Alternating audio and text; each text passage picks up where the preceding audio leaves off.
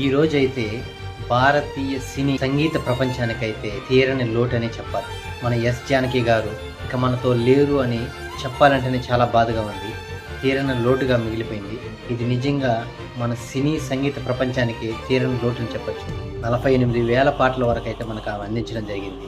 దక్షిణ భారత కోకిల అని కూడా పిలుస్తారు ఈమెని. ఎస్ జానకి గారంటే నాకు చాలా చాలా చాలా ఇష్టం. అదేవిధంగా 2013లో పద్మభూషణ్ ప్రకటించడం జరిగింది.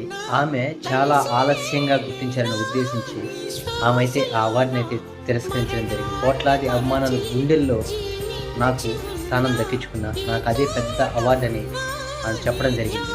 చాలా గొప్ప మాట అయితే చెప్పింది ఆమె. తెలుగు, తమిళ, కన్నడం, మలయాళం, హిందీ ఇంకా ఇతర భాషల్లో అయితే కొన్ని వేల పాటలు అయితే ఆమె అయితే పాడడం జరిగింది. 4వ జాతీయ చలనచిత్ర అవార్డుతో సహా కొన్ని వేల అవార్డులు అయితే ఆమె దక్కించుకోవడం జరిగింది.